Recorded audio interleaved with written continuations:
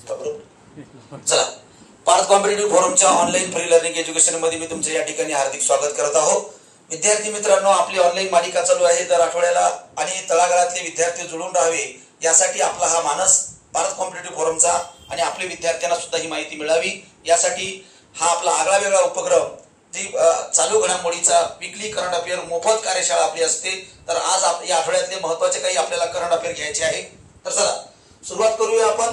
जागतिक पर्यटन दिन 28 सप्टेंबरला, तुम्हाला लक्षात घ्या, जागतिक पर्यटन दिन आणि राष्ट्रीय पर्यटन दिन आपल्या मतदान दिवशी असतो. 25 जानेवारी हा मतदार दिवस आहे. आणखी सुद्धा कुठला दिवस आहे? राष्ट्रीय पर्यटन दिवस सुद्धा आहे. त्यामुळे लोक, मला कधी कधी कन्फ्युजन वाटते की लोकांना पर्यटन दिवसाला जास्त महत्त्व देतात ना, भारतीय लोक त्या मतदान दिवसापेक्षा. बरोबर आहे. आता बघा, जागतिक पर्यटन दिन, आता पर्यटनाचं महत्त्व बरंचसं तुम्हाला माहिती आहे. 28 सप्टेंबर आहे जागतिक पर्यटन दिन. 28 सप्टेंबर हे थीम महत्वाचे आहे. थीम पर्यटन आणि शाश्वत परिवर्तन. पर्यटन आणि शाश्वत परिवर्तन. बघा, विकली घडामोडी आहे म्हणून हे 28 सप्टेंबरला पर्यटन आणि शाश्वत परिवर्तन. आता पर्यटनामुळे शाश्वत परिवर्तन म्हणजेच काय? शाश्वत विकासाचा परिवर्तन करायचं आपल्याला. म्हणजेच काय? आपण पर्यटनच्या नावाखाली कुठं कचरा टाकायचा नाही, किंवा आपण ध्वनी प्रदूषण करायचं नाही, किंवा आपण एअर प्रदूषण करायचं नाही. तर आपल्याला शाश्वत ऊर्जेचं कसं आपलं सस्टेनेबल डेव्हलपमेंट करता येईल याचा विचार केला पाहिजे. बघा, काही काही ठिकाणी लोक सामाजिक प्रदूषण सुद्धा करतात. म्हणजे एखाद्या मंदिरात कोणी गेलं किंवा कोणी किल्ल्यावर गेलं तिथं काहीतरी चित्र विचित्र लिहून टाकतात. तर याला काय म्हणायचं? बरोबर आहे, सामाजिक प्रदूषण केलेलं आहे. त्यानंतर काही लोक काय करतात, कुठं जाऊन अस्वच्छता करतात. पर्यटनाला आपण गेलो की आपल्याला काय घेणं देणं, कुठे आंघोळ करायचं, कुठे काही करायचं. तर या प्रकारचं, तर आपल्याला पर्यटन कसं पाहिजे? शाश्वत पर्यटन. आणि या प्रकारचं धोरण जगानं आकारलेला आहे. बघा, 2025 मध्ये असुरक्षित गटांना पाठिंबा देऊन आणि जगभरात जबाबदार प्रवास पद्धतीने प्रोत्साहन देऊन लोक काय करत आहेत? ग्रह आणि दोघांचेही संगोपन करण्यासाठी पर्यटनाला आकार देण्यावर लक्ष केंद्रित केले. आता बघा काय म्हणलेलं आहे, असुरक्षित गटांना पाठिंबा देऊन. असुरक्षित गट म्हणजे कोणते? बघा, असुरक्षित गट, बघा समाजामध्ये काही लोक आजही सुरक्षित नाही आहे. कोणते? जे हातावर ज्यांचं पोट आहे, हा असुरक्षित गट आहे. म्हणजे सुरक्षित नाही आहे. म्हणजे आज कमवतोय, उद्या खाईल की नाही खाईल याची सुरक्षितता नाही आहे. पगारदार लोक सुरक्षित गटात आहे. पगारदार हे सुरक्षित गटात आहे. पण मला सांगा, आज समजा भाजीपाला आला आहे, रस्त्यावर तो विकतोय. समजा तुम्हाला 8ही दिवस नवरात्राचं जर फुकट खायला जर भेटलं आणि तुम्ही भाजीपाला जर नाही घेतलं तर त्याचं घरचं कसं चालेल? दूधवाला, बरोबर आहे, सोबत काही बेगर लोक आहे, भिकारी लोक रस्त्यावर येतात, फुटपाथवर मागणारे काही लोक असतात. जर त्याचबरोबर काही लोक पर्यटनावर चालणारे काही राज्य आहे, हे असुरक्षित आहे. यांना शेती नाही आहे, यांना दुसरा व्यवसाय नाही आहे, फक्त पर्यटन हाच एक रोजगार आहे. समजा रिक्षावाले लोक आहेत, सगळ्याजवळ जर गाड्या आल्या समजा, तर रिक्षा चालणार कसं? कोणी जर भेटलं नाही समजा प्रवासी, तर चालणार कसं? ट्रॅव्हलिंग एजन्सी चालणार कशा? म्हणून पर्यटनाच्या संदर्भात जे असुरक्षित घटक आहेत त्यांना सुरक्षितता प्रदान करणे याचा उद्देश आहे की या लोकांना रोजगार मिळाला पाहिजे. आणि लक्षात घ्या, जगामध्ये एक 20 ते 22% GDP हे पर्यटनावर अवलंबून आहे. आता पर्यटनावर म्हणजेच काय? आज मला सांगा, आपण मंदिरं एवढं निर्माण केले भारतातली, मंदिर असेल, मस्जिद असेल, याच्यामुळे लोक पर्यटनाला जातात. आता फॉर एक्झाम्पल, आज तुम्हाला माहिती आहे 2 ऑक्टोबरला सर्वात जास्त लोक दसऱ्याला गेली. आता याच्यामुळे GDP पण वाढली. दसऱ्याला नागपूरला लोक गेले बरेचसे, आपल्या विदर्भातले, किंवा पण याच्यामुळं एका बाजूने खूप मोठा फायदा झाला. कारण माहिती आहे का, जे ट्रॅव्हलिंगवाले, गाड्यावाले आहेत, ड्रायव्हरवाले आहेत, यांना रोजगार भेटला. त्याचबरोबर नागपूरला यात्रेचं स्वरूप होतं, त्या ठिकाणी जे छोटे छोटे दुकानदार लोक होते त्यांचा सुद्धा व्यवसाय चालला. ते लोक वाट बघत होते बाबा की आंबेडकरच्या या कार्यक्रमामुळं आमचं दुकान चालणार आहे. नवरात्राच्या यात्रेतनी माहूरला लोक वाट बघतात, तुळजाभवानीला लोक वाट बघतात की भक्त जास्त आले पाहिजे ईश्वरावर प्रेम करायला, जेणेकरून आमचे दुकान चालले पाहिजे. बरोबर आहे ना? आपल्या यवतमाळमध्ये सुद्धा यात्रेचं स्वरूप होतं 9 दिवस, आणि रात्रभर काही लोकांच्या कॅन्टीन चालू होत्या, हॉटेल चालू होत्या. आता याच्यामुळे काही लोकांनी फुटपाथवर व्यवसाय निर्माण केले होते. फराळी चिवड्याचा असेल, पेढ्याचा असेल, बरोबर आहे, देवाच्या प्रसादाचा असेल, कोणी पांढरपुरीवाले, चहावाले. आणि या लोकांनी काय केलं, या दिवसातनी रोजगाराच्या मार्फत आपलं जीवनाचं उदरनिर्वाह केलं. म्हणजे असुरक्षित गटांना आपल्याला काय करायचं आहे? सुरक्षितता प्रदान. म्हणून जागतिक पर्यटन दिनाची थीम आहे पर्यटन आणि शाश्वत परिवर्तन. 28 सप्टेंबर हा जागतिक पर्यटन दिन आणि 25 जानेवारी राष्ट्रीय पर्यटन दिन. लक्षात घ्या, राष्ट्रीय पर्यटन दिन 25 जानेवारी. लक्षात घ्यायचं, राष्ट्रीय पर्यटन दिन 25 जानेवारी हे आपण भारतामध्ये साजरा करतो. चला पुढे जाऊया आपण. बिहारमध्ये तुम्हाला माहित आहे gets to new Ramsar sites. बघा रामसर स्थळ नवीन निर्माण झालेलं आहे. रामसर स्थळ तुम्हाला माहिती आहे दलदलीचा काही प्रदेश आहे, काही नैसर्गिक स्थळ आहे, काही सांस्कृतिक स्थळ आहे आणि याच्या मार्फत आपण वर्ल्ड हेरिटेजचा यांना पण दर्जा देतो. बरोबर आहे. आता याच्यातलं रामसर स्थळ म्हणजे बिहार मधलं. आता बिहार मधलं लक्षात घ्या नवीन रामसर स्थळ आपण काय केलेलं आहे ऍड केलेलं आहे. आता हे जे बिहारचं रामसर स्थळ आहे तर याच्या संदर्भात थोडीशी आपण माहिती घेऊया. आता जगामध्ये हे बघा पाणथळ आंतरराष्ट्रीय मध्ये त्याचं महत्व आहे काय जागेचं आणि त्या पक्षाचा असेल प्राण्याचा असेल किंवा जागेचा असेल. आता बघा भारताने बिहारमधील गोकुळ जलाशय आणि उदयपूर झील, गोकुळ जलाशय आणि उदयपूर झील या दोन नवीन रामसर स्थळाचा समावेश केलेला आहे. लक्षात घ्या उदयपूर झील आणि गोकुळ जलाशय. आता याचं काउंट केलेलं आहे तर लक्षात घ्या आंतरराष्ट्रीय महत्वाच्या पाणथळ जगाची संख्या 93 झाली आहे, ज्यामुळे आशियामध्ये भारताचे अव्वल स्थान मजबूत झाले आहे. बघा भारतामध्ये साधारणतः 93 रामसर स्थळाची नोंद झालेली आहे आणि आशियामध्ये नंबर 1 आपण मिळवलेला आहे. तुम्हाला माहिती आहे सर्वात जास्त रामसर स्थळाची नोंद कोणत्या देशात आहे? इजिप्त. कुठं आहे? इजिप्त मध्ये सर्वात जास्त रामसर स्थळ आहे कारण इजिप्त हा प्राचीन स्थळांचा हेरिटेजचा दर्जाच आहे. इजिप्त जे काही बघितलं आपण प्राचीन काळापासून इजिप्तचं खूप काही महत्व आहे. आता बघा या ठिकाणचा जो जलाशय आहे या ठिकाणी काही जे काही पक्षी असतात आगळे वेगळे येतात आणि हे फक्त याच जलाशयावर सापडतात आपल्याला. म्हणून याला आपण काय दिलंय रामसर स्थळ आणि बिहार मधले दोन रामसर स्थळ गोकुळ जलाशय आणि उदयपूर झील, गोकुळ आणि उदयपूर झील. आणि याच्यामुळं आशियामध्ये भारत 1 नंबरला गेलाय आणि जगामध्ये 93 रामसर स्थळाची नोंद आपली झालेली आहे. बघा इजिप्त आहे, अफगाणिस्तान आहे, भारत आहे. इजिप्त आहे, अफगाणिस्तान आहे, भारत आहे. म्हणजे जगामध्ये भारताचा क्रमांक चांगला आहे, आशियामध्ये नंबर 1 ला गेलेला आहे. पुढे बघा बिहारमध्ये जे काही नवीन रामसर स्थळ आहे त्याच्या संदर्भात थोडक्यात आपण माहिती घेऊया. बघा गोकुळ जलाशय, बघा जो काही बक्सर आहे तुम्हाला माहिती आहे प्लासीची लढाई, बक्सरची लढाई आपण 1756 1764 जेव्हा आपण बघतो तर जो काही बक्सरचा जो काही प्रदेश आहे तर यामध्ये 448 हेक्टर मध्ये हा जलाशय आहे. 448 हेक्टर मध्ये हा जलाशय आहे. गंगेच्या दक्षिणेकडील काठावर असलेले एक बैलांचे सरोवर आहे. बैलांचा सरोवर म्हणजे बैलाच्या प्रकारचा त्याला काय आहे आकार आहे म्हणून याला बैलांचे सरोवर म्हणतात. तुम्हाला जर विचारलं जगातला बैलांचं सरोवर बघा तुम्हाला गरम पाण्याचा सरोवर जगातलं सर्वात मोठं कोणतं आहे, गोड्या पाण्याचा सरोवर सर्वात मोठं कुठलं आहे हे तुम्हाला विचारतात. जसं आपण जम्मू काश्मीर मध्ये विचार घेतो, राजस्थानचा काही विचार घेतो. बघा जवळच्या गावासाठी पूरक फर म्हणून काम करते. आता पूरक फर म्हणून काम करते जवळच्या गावासाठी. कारण माहिती आहे का या ठिकाणी पूरक फर नावाचा मोठा एक कल्चरल अप्रोच आहे त्या ठिकाणी आणि हे प्राचीन. जसं की तुम्हाला माहित आहे गाड्या ओढणे आपल्या इकडे असतात, बैल गाड्या ओढतात. बघा काही लोक बैल नाही स्वतःच गाडा ओढणे माहितीये का. काही मंदिरात लोक उपवास ठेवतात आणि गाडा ओढतात, उपवास ठेवतात की माझा बाबा मला नोकरी लागू दे आणि तो गाडा ओढतात स्वतः.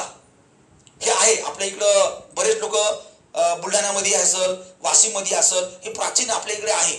श्रद्धा आहे, अंधश्रद्धा आहे प्रत्येकाची की लोक म्हणतात की माझा बाबा लग्न होऊ दे, माझ्या पोराला नोकरी लागू दे आणि मी काय करीन मग इथे येऊन हा गाडा येऊन उचलीन. तर या प्रकारची इथं आहे पुरपूर या ठिकाणी ही सवारी चालते. 50+ पेक्षा विविध प्रजाती आहे पक्षाचे यांचे घर आहे. त्यानंतर गावकरी दरवर्षी समाजाच्या नेतृत्वाखाली स्वच्छता विधी करतात. बघा इथं काय करतात या जलाशयाची स्वच्छता विधी म्हणजेच काय तुम्हाला माहिती आहे जसं की मासे आहे किंवा पक्षी आहे. स्वच्छता विधी की ज्या ठिकाणी जल आहे ते संपूर्ण जलाचं स्वच्छता करायचं आणि त्यासाठी काय करायची पूजा करायची. आणि या जलाशयामध्ये कुठल्याही प्रकारचा कचरा वगैरे आपण काही टाकायचं नाही, फुलं वगैरे या प्रकारचा बिहार मधला हा जो काही प्रदेश आहे म्हणून हा आगळा वेगळा प्रदेश. ज्यावेळेस पक्षी या भागातले येतात आणि त्याच वेळेस हा काय करतात कार्यक्रम पुरफर कार्यक्रम या ठिकाणी घेतात. म्हणून हा बक्सरच्या मधला जो काही गोकुळ जलाशय आहे 448 हेक्टर मध्ये याला आपण बिहारमध्ये रामसर स्थळाची काय केलेली आहे नोंद केलेली आहे. त्यानंतर बघा दुसरं पश्चिम चंपारण्य. बघा चंपारण्य तुम्हाला माहित आहे की खेडा सत्याग्रह, चंपारण्य सत्याग्रह की महात्मा गांधीचं आंदोलन होतं त्या ठिकाणी महात्मा गांधीने येण्यास बंदी केली होती तरी सुद्धा ते गेले होते. बघा 319 हेक्टर मध्ये लक्षात घ्या गावाभोवती असलेले ऑक्सबो सरोवर आहे. बघा तुम्हाला विचारलं जाईल की उदयपूर झील मधला कोणतं सरोवर आहे तर ऑक्सबो सरोवर. कुठला सरोवर? ऑक्सबो सरोवर. आणि याच्या गोकुळ सरोवर संदर्भात विचारलं जलाशय संदर्भाचं त्याचं नाव काय तर बैल सरोवर, बैल जलाशय. लक्षात घ्या ऑक्सबो सरोवर लक्षात घ्या 280+ वनस्पती प्रजाती ज्यात ऑलिस कार्पस लक्षात घ्या रॉक्स बार्गेनस स्थानिक औषधी वनस्पती आहे. बघा ऑलिसिकार्बस आणि रॉक्सीबार्गनस. बघा हे जे काही आहे ना, त्वचेवर विविध प्रकारचे आजार जे आपल्याला असतात, जे काही आज लोक स्किन डिसीज वाले लोक आपल्याला देतात, तर त्याच्यावर हे गुणकारी औषध आहे. विज्ञानमध्ये जर तुम्ही सर्च केलं तर तुम्हाला लक्षात येईल. त्यानंतर असुरक्षित कॉमन पोचारसह सुमारे 35 स्थलांतरित पक्ष्यासाठी महत्वाचे हिवाळी ठिकाण आहे. बघा कॉमन पोचारसह तुम्हाला माहित आहे आफ्रिका, न्यूझीलंड, त्यानंतर न्यूगिनी या प्रदेशातली हे सर्वात मोठ्याचे काय प्रजाती तुम्हाला आढळतात. ऑस्ट्रेलिया, न्यूगिनी, दक्षिण आफ्रिका याच्यामध्ये महत्वाचे हे तुम्हाला पक्षी तुम्हाला आढळतात. हे कॉमन पोचार्ड महत्वाचा पक्षी आहे आणि तो आपल्याला बदकासारखा दिसतो. आपण जर बघितलं त्याला आपण बदक म्हणतो, कारण आपल्याला वाघात आणि सिंहातला फरक कळत नाही. पक्षातला काय कळत, कारण त्याचा जो तज्ञ आहे त्यांना कळणार, कारण जो त्याच्यातला आहे त्याला तो माहिती आहे. जसं आपण स्पर्धा परीक्षेत तुम्ही दिग्गज आहात, बरोबर आहे, त्यामुळे तुम्हाला त्याच्यात सर्व बारकावे माहिती आहे, पण बाकीच्या क्षेत्रातला तुम्हाला माहित राहणार नाही. प्रत्येक क्षेत्रात माणूस दिग्गज असतो, तसं हे पशुप्रेमी यांना माहित असते. म्हणून लक्षात घ्या 2 नवीन रामसर स्थळ ऍड झाले. याच्यामुळे भारतातल्या रामसर स्थळाची यादी झाली आहे 93. ती झालेली आहे 93. आशियामध्ये नंबर 1 कोण? भारत. आणि जगामध्ये नंबर 1 कोण? इजिप्त. जगामध्ये नंबर 1 कोण? इजिप्त. नवीन रामसर स्थळाची यादी झालेली आहे कोणत्या राज्यात? बिहार. कोणत्या राज्यात? बिहार. 2 जलाशय आहे, गोकुळ जलाशय, दुसरं कोणतं? लक्षात घ्या या प्रकारचे 2 जलाशयाला आपण रामसर स्थळामध्ये नोंद केलेली आहे. चला पुढे जाऊया. हे रामसर स्थळाच्या संदर्भाचा आपल्याला इतिहास बघायचा आहे की रामसर स्थळ तुम्हाला माहित आहे की रामसर स्थळ विविध प्रकारचा इतिहास आहे. एकही इतिहास आपल्याला विचारणार नाही, महत्वाचा नाही ते इतिहास. बघा सध्याची जी स्थिती आहे, भारत जगात 3रा आहे. बघा UK. आता हे बघा जे काही स्पर्धा भरते रामसर स्थळामध्ये, वर्ल्ड हेरिटेज जर आपण बघितलं Egypt, Iran, world heritage total फक्त रामसर स्थळ त्यासाठी विविध प्रकारचे आहे. बरं फक्त रामसर स्थळ जर बघितलं जगात आपण 3रा आहोत. UK आणि मेक्सिको नंतर. आशियात रामसर स्थळ आपण कशा पहिले आहोत. आणि बिहारमध्ये आता 5 रामसर स्थळ आहे. भारतातली सर्वात जास्त रामसर स्थळ कोणत्या राज्यात आहे? भारतात सर्वात जास्त रामसर स्थळ कोणत्या राज्यात आहे? उत्तर प्रदेश. कुठे आहे? उत्तर प्रदेश सर्वात जास्त. लक्षात घ्या. पुढे चला. R व्यंकटरमण हे काय झालेले आहे? दुसऱ्यांदा अटॉर्नी जनरल ऑफ इंडिया म्हणजेच AGI, महान्यायवादी, बरोबर आहे. AGI महान्यायवादी यांची दुसऱ्यांदा आपण यांना काय केलेला कालावधी यांचा वाढवून दिलेला आहे. बघा AGI लक्षात घ्या, अटॉर्नी जनरल ऑफ इंडिया. आणि नंतर दुसरा असतो दुसरा AGI, तो लक्षात घ्या attorney advocate general of India, म्हणजे हा महाराष्ट्राचा असतो पण त्याला इंडियाच म्हणतात. महाधिवक्ता आणि महान्यायवादी. महाधिवक्ता राज्यासाठी आहे, बरोबर आहे, आणि हा कुठं असतो? देशासाठी आहे. 165 आणि 76. बघा 30 सप्टेंबर 2025 कार्यकाळ यांचा संपला. बघा नंतर तुम्हाला माहित आहे 1 ऑक्टोबर 2025 पासून 2 वर्ष यांचा कार्यकाळ काय केलेला आहे? वाढवण्यात आलेला आहे. भारतीय संविधानातली जे काही AGI यांची तरतूद आहे कलम 76 मध्ये आहे. कशामध्ये आहे? कलम 76 मध्ये. त्यानंतर त्याग 148 ते 151, महाधिवक्ता 165, आर्टिकल 165. R व्यंकटरमण यांचा वय सध्या 75 आहे, माजी वरिष्ठ अधिवक्ता आहे. आता बघा 1 ऑक्टोबर 2022 रोजी KK वेणुगोपाल यांच्यानंतर हा पद यांनी सांभाळला होता. KK वेणुगोपाल 2022 ला हे रिटायर झाले होते. आणि त्यानंतर तुम्हाला माहित आहे R व्यंकटरमणी जे काही आहे यांना दुसऱ्यांदा 22 ते 25 पर्यंत कालावधी होता आणि नंतर आता याला 2 वर्ष अतिरिक्त कालावधी दिलेला आहे. आता महान्यायवादीचं काम काय? हा सरकारचं सुरक्षा कवच असतो केंद्र सरकारचं, की केंद्र विरुद्ध राज्य जर काही केसेस लागल्या तर याच्यामध्ये केंद्र सरकारचं बचाव करण्याचं काम हा महान्यायवादी करत असतो.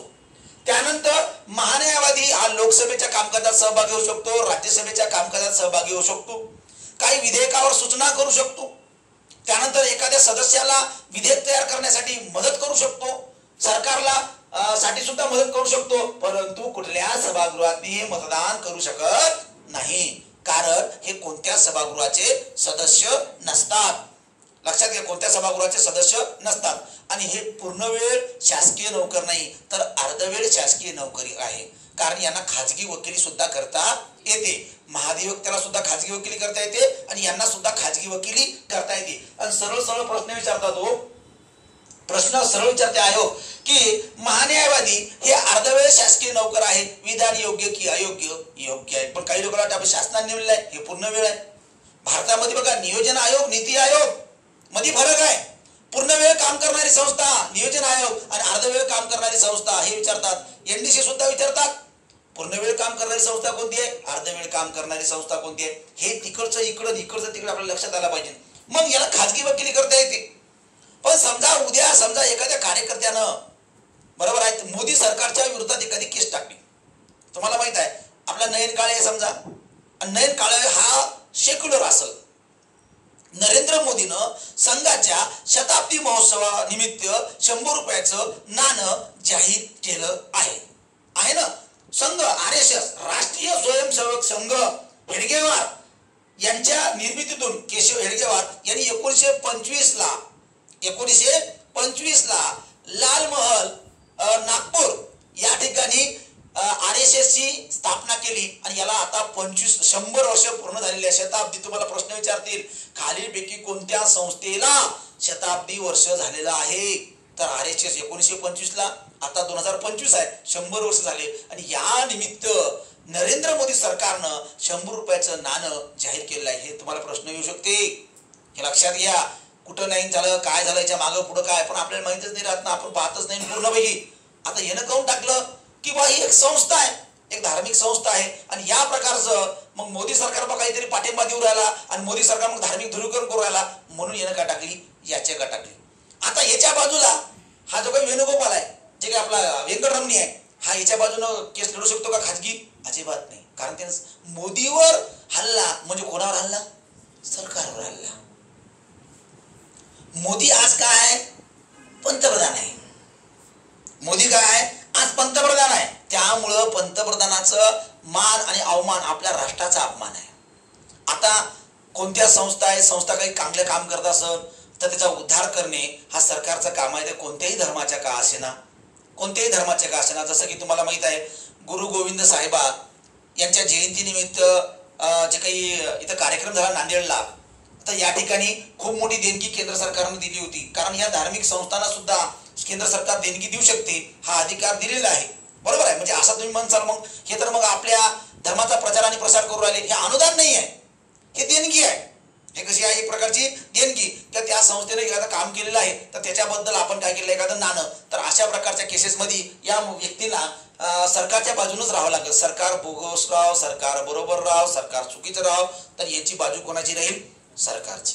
सरकार बघा नवरा आणि बायकोच्या मध्ये, बायकोचा सरकार कोण असते, नवरा किती जरी चुकला असेल सासू सासऱ्याच्या भांडणामध्ये म्हणजे त्याच्या आई वडिलांच्या भांडणामध्ये बायकोला कोणाच्या बाजूला राहावं लागल, नवऱ्याच्या बाजूनं. कारण सरकार आहे त्यांचं, बरोबर आहे का. फक्त अमिताभ बच्चननं सरकार आपल्या बायकोला सांगितलं, कुठल्या पिक्चर मध्ये रे, कोणी घर देता का, घर देता का रे, घर. नाना पाटेकर यांचं नट सम्राट असा नट होणे नाहीये. कारण त्यानं खरोखर सरकार सरकार चालणारी महिलाच असते. आता लक्षात घ्या. तर या प्रकारचं काही केसेस असतात त्याच्यामध्ये महत्वाचे काम करतात. पुढे बघा आर व्यंकटरमण, हे संपूर्ण आपण जे काही माहिती सांगितली ते याच्यामध्ये माहिती आहे. त्यानंतर बघा शिरीषचंद्र मुर्मू, लक्षात घ्या गिरीशचंद्र मुर्मू लक्षात येईल काही लोकांना, गिरीशचंद्र मुर्मू पण ही शिरीषचंद्र मुर्मू आहे. लक्षात घ्या. RBI डेप्युटी गव्हर्नर म्हणून नियुक्ती, लक्षात घ्या. राजेश्वर यांच्या जागी शिरीषचंद्र मुर्मू. बघा RBI ची स्थापना 1934 ऍक्ट नुसार 1935 ला झालेली आहे ना. सुरुवातीला RBI ही खाजगी बँक होती. 1948 ला मालकी हस्तांतरण कायदा केला आणि 1949 ला याचं राष्ट्रीयकरण केलं. सुरुवातीला 2 वर्षाचं मुख्यालय कलकत्त्याला होतं 37 पर्यंत, 37 पासून तर आजपर्यंत कुठं आहे, मुंबईला आहे. आता RBI चे गव्हर्नर तुम्हाला माहित आहे संजय मल्होत्रा 26वे RBI चे गव्हर्नर आहेत. आणि तुम्हाला माहित आहे या RBI चे गव्हर्नरच्या अंतर्गत RBI काम करतात. आता RBI चे गव्हर्नर आणि 4 डेप्युटी गव्हर्नर असतात. एक मेन गव्हर्नर असतात आणि 4 डेप्युटी गव्हर्नर असतात. कार्यकारी संचालक 16 असतात. काय असतात, कार्यकारी संचालक 16 असतात. तर बघा, तर राजेश्वर राव लक्षात घ्या यांच्या जागी शिरीषचंद्र मुर्मू यांची 3 वर्षाच्या कालावधीसाठी काय झाली आहे, RBI चे नवे डेप्युटी गव्हर्नर म्हणून काय झाली आहे, नियुक्ती करण्यात आली आहे. आता बघा 9 ऑक्टोबर 2025 पासून यांचा कार्यकाळ काय होत आहे, सुरू होत आहे. आता बघा RBI he bankers of bank म्हणून याची स्थापना आहे.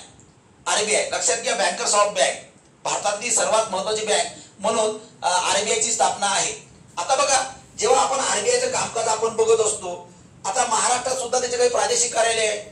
महाराष्ट्रातली 3 आहेत, नागपूरला आहेत, मुंबईला आहेत आणि बेलापूर नवी मुंबईला आहे.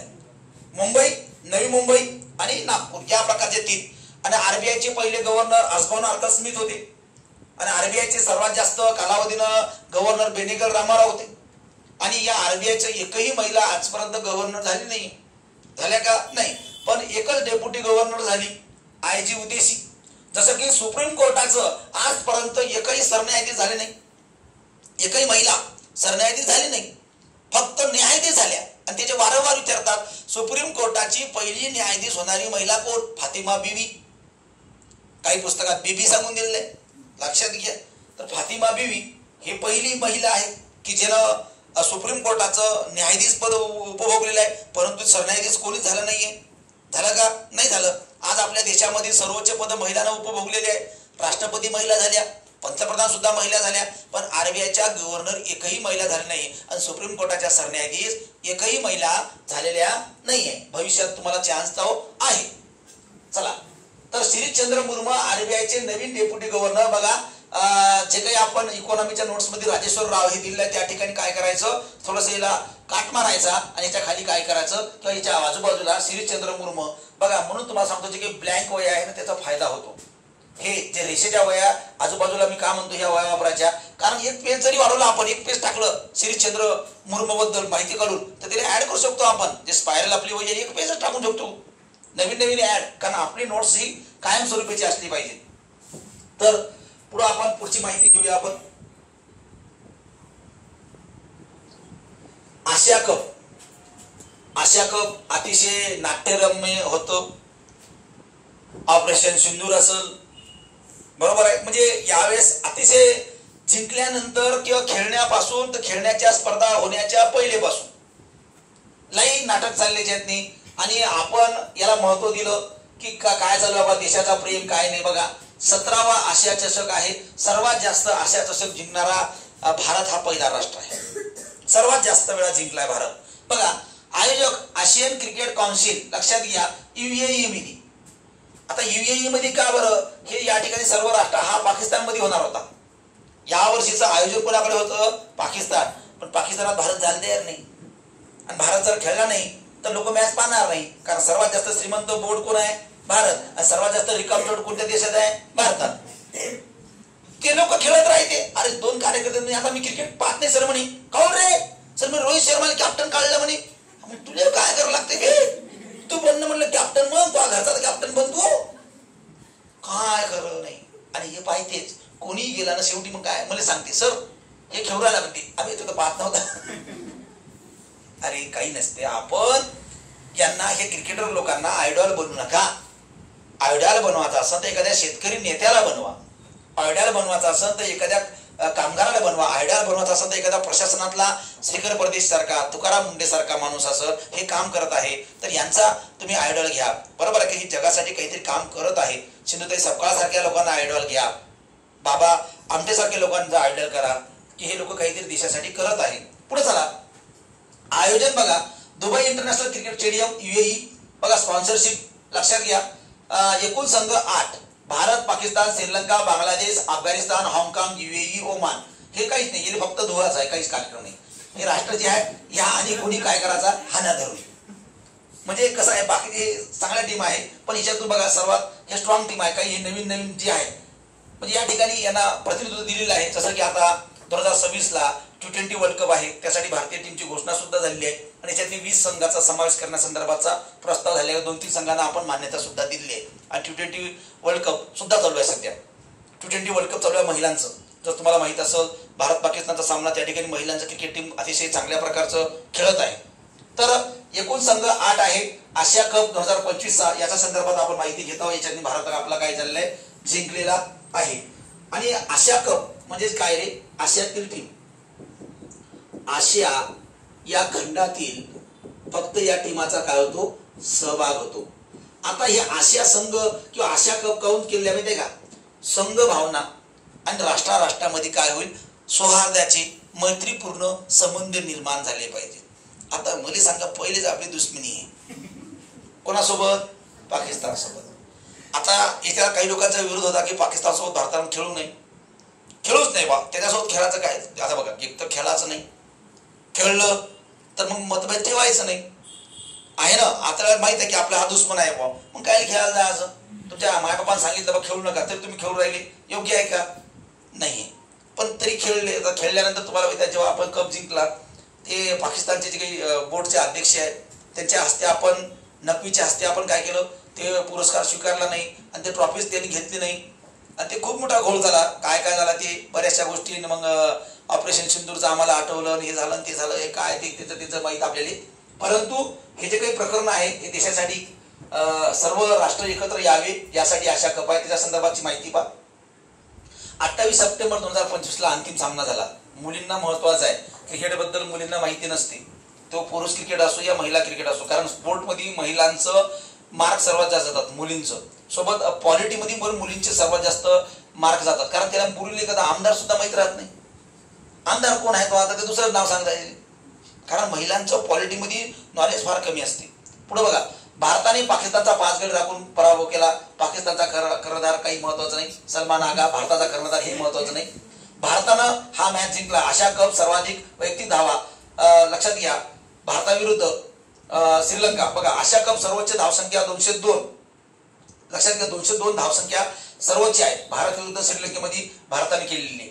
आणि हे सामना आपला जवळपास आपण हारण्यात जमा होतो, पण तरी भारतानं हा ते काय म्हणतो आपण, टाय ओव्हरची मॅच आपण त्याला म्हणतो, सुपर ओव्हरमध्ये भारताने ती मॅच जिंकलेली आहे. त्यानंतर बघा, आशिया कप कोण किती वेळा जिंकला याची नोंद बघा. श्रीलंका 6 वेळा जिंकलेला आहे आणि पाकिस्तान 2 वेळा, आणि भारत किती वेळा जिंकलाय तर 9 वेळा आहे. आशिया कप भारत किती वेळा जिंकलेला आहे? 9 वेळा.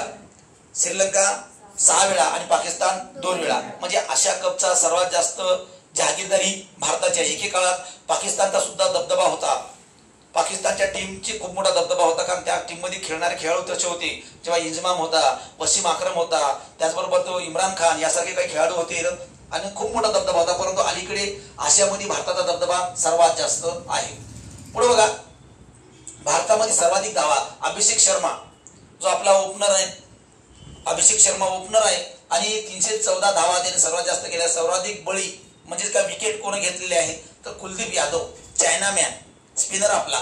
त्यानंतर सर्वाधिक षटकार अभिषेक शर्मानं मारलेले आहे. आणि अंतिम सामन्यात man of the match Tilak Varma, 69 धावा. ते म्हणतात ना की आम्ही प्रॅक्टिस करून गेलतो अभिषेक शर्मा आणि खेळला कोण? वर्मा. स्पेलिंग मिस्टेक झाला म्हणते की आम्ही तयारी केली होती शर्माची, केली आउट करायचं, बरोबर आहे, आणि खेळला कोण? वर्मा. त्या दिवशी खेळला वर्मा, शर्मा नाही खेळला, बरोबर आहे ना. तर ते 69 मॅन ऑफ द सिरीज अभिषेक शर्माचा आहे. आणि भारत सर्वाधिक जास्त यशस्वी संघ आहे, 9 वेळा जिंकलेला आहे. 1984, 1988, 1991, 1995, 2010, 2016, 2018, 2023 आणि 2025. तर या प्रकारचं साधारणतः 2-2 वर्षात पहिले 50 ओव्हरचा सामना होता आशिया कपचा. पहिले T20 नव्हतं, अलीकडे T20 मॅचेस आलेले आहे. पहिले आशिया चषक हा 50 ओव्हरचा मॅचेस व्हायच्या. आता काही देशासोबत आपण मुद्दामून खेळतो आपला रँक वाढवण्यासाठी. जसं की आता वेस्ट इंडिजची मालिका चालू आहे, भारतातले वेस्ट इंडिज आले आणि काल तुम्हाला त्या नरेंद्र मोदी स्टेडियम, गुजरात, गांधीनगर या ठिकाणी, अहमदाबाद या ठिकाणी आपण धुवून दिले, पिनरून हाणून राहिलो तिकडं, बरोबर आहे. ते नुसतं बॉल आणायला लावून राहिलो. सर रवींद्र जडेजा सारखाही हाणून राहिला, ध्रुव जुरेल बी हाणून राहिला, कधी बॅट न उचलणारा माणूस. म्हणजे हे काऊन आहे? कारण टेस्ट चॅम्पियन्स ट्रॉफी आहे आणि त्याच्यातनी आपल्याला जर फायनलमध्ये जर जायचं असेल तर आपल्याला रँक आणि जास्तीत जास्त टीमजवळ आपण खेळलेला आपला रेकॉर्ड आपल्याला काय करायचा आहे? चांगला करायचा आहे. म्हणून अशा राष्ट्रासोबत आपल्याला खेळायला लागते. आणि त्यांचा पण वेस्ट इंडिज सारखं काही बोर्ड आहे, त्यांच्याजवळ पैसा नाही, ते भारतात चालला त्यांना पैसा भेटते बराचसा.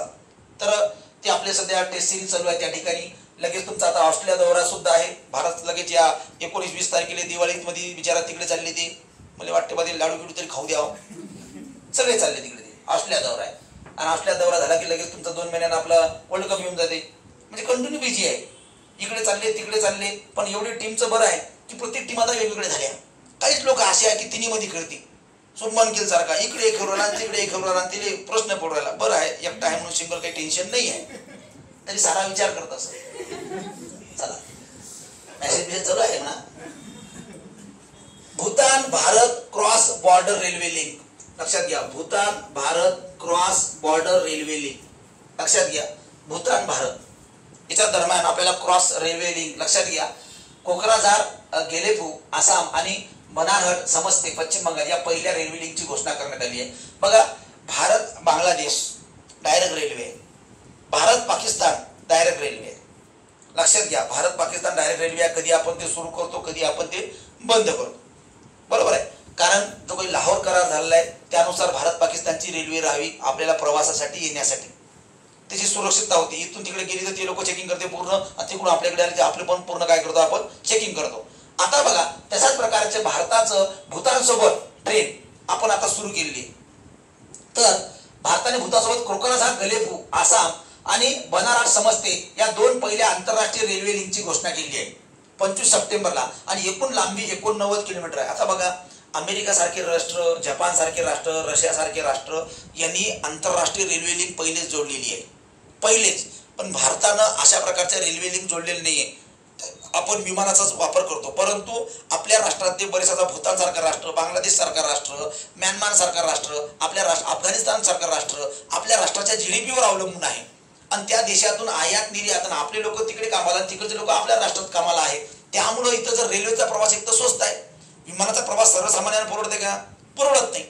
त्यामुळे रेल्वेचा प्रवास म्हणजे गरिबांचा प्रवास आहे. भलेही तुम्ही एसीची जरी डब्यात रिझर्वेशन केलं तरी रेल्वेचा प्रवास हा स्वस्तच आहे. तुम्ही बघा कधीतरी, आपल्याला विमानाचा प्रवास अतिशय महागडा आहे. त्यामुळे आंतरराष्ट्रीय रेल्वे लिंक भारतानं भूतान सोबत काय केलेली आहे, सुरू केलेली आहे. तर हे 25 सप्टेंबरला काय केली आहे, घोषणा केली आहे. 89 किलोमीटरचा हा मार्ग आहे. किती किलोमीटरचा आहे? 89. आता बघा, हा गलेपू आणि समस्ते काय संदर्भात बघा, गलेपू आणि समस्ते भूतानमधील 700 किलोमीटर लांबीच्या भारत भूतान सीमेवरील प्रमुख निर्यात आयात केंद्र आहे.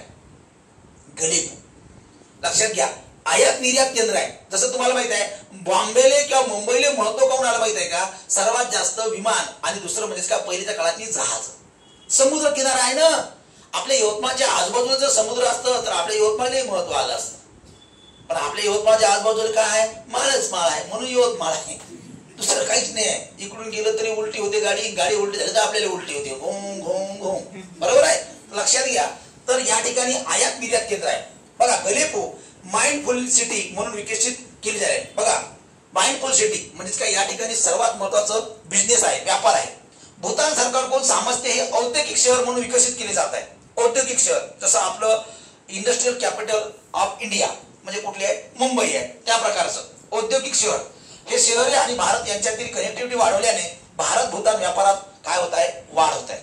भारत भूतान व्यापार काय होत आहे, वाढ होत आहे. आणि त्यामुळं आपण भारत भूतान जो काही क्रॉस रेल्वे लिंक आहे हे आपण काय केलं आहे, सुरुवात करण्याचा मानस आपण सुरू केलेला आहे. पुढे जाऊ आपण. यूपीएससी याचं शताब्दी वर्ष. शताब्दी वर्ष म्हणजे किती? 100. बघा, शताब्दी वर्ष साधारणतः 1919च्या कायद्यानं यूपीएससीची रचना निर्माण झालेली आहे. त्यानंतर तुम्हाला माहित आहे रॉयल कमिशन याच्या संदर्भात 1926ला यूपीएससीची निर्मिती करावी. रॉयल कमिशन नुसार, रॉयल कमिशननं ज्या ज्या शिफारस सांगितल्या, आपण कृषीमध्ये गेलो तर कृषी सांगतो, आपण बँकिंग मध्ये गेलो तर आरबीआयची स्थापना सांगतो यंग हिल्टन, आणि इकडे यूपीएससी संदर्भात जर विचार केला तर आपण काय सांगतो, यूपीएससीची यंग हिल्टन आयोगाच्या शिफारसीनुसार हे झालेले. फक्त ज्याचा कव्हरेज जास्त नसतो तो काय म्हणतो, अबे रॉयल कमिशन फक्त आरबीआय साठी आहे ना, आणि जोरात सांगतो तो डिस्कशन करताना आरबीआय साठी आहे. आपला कव्हरेज माहित पाहिजे. लक्षात घ्या, आपण जर एकाच व्यक्तीला जर घेऊन बसलो तर दुसऱ्या ठिकाणी तो आहे की नाही आपल्याला माहित नाही. कारण प्रत्येकाचा सेक्टर, डॉक्टर रंगराजन समिती जर आपण घेतलं किंवा मग सुरेश तेंडुलकर आपण समिती जर बघितली तर ही वेगवेगळ्या ठिकाणी वेगळे काम करते. दारिद्र्यामध्ये वेगळं काम करते, राष्ट्रीय उत्पन्नामध्ये वेगळं काम करते, आणि भांडवला संदर्भाचं पण वेगळं काम करते. पण आपल्याला माहितच नाहीये. तर हे संपूर्ण माहिती असणं गरजेचं आहे. तर चला, केंद्रीय लोकसेवा आयोगाला 1 ऑक्टोबर 2025 रोजी आपली शताब्दी साजरा केलेला आहे. आणि 1926 मध्ये स्थापनेला 100 वर्ष पूर्ण होणार आहे. बरोबर आहे. साधारणतः 1926ला याची स्थापना झालेली आहे. आणि आपण शताब्दी वर्ष जो काही 100वे वर्ष आहे तर हा सुरू केला आहे. आणि याच्या मार्फत जे काही लोक लागलेले आहेत यांचे इंटरव्ह्यू सुद्धा यूपीएससी आता घेण्याची काय करताय, मानस आखत आहे. शताब्दी वर्ष तुम्हाला कोणकोणत्या, RSSला 100 वर्ष झालेले आणि याला 100 वर्ष होणार आहे. कोणाला? यूपीएससीला. 1926ला होणार आहे, 2026ला. परंतु आपण ह्या शताब्दी वर्षी त्यांचा साजरा करायचा काय केलाय, त्यांनी सुरू केलाय. 1 ऑक्टोबर 1919ला स्थापना. पहिले अध्यक्ष सर रॉस बार्कर आहे. सध्या यूपीएससीचे अध्यक्ष कोण आहे? कोण आहे? अजय कोण? अजय कुमार. कोण आहे? अजय कुमार आहे यूपीएससीचे अध्यक्ष. हे आपल्याला माहिती असलं पाहिजे.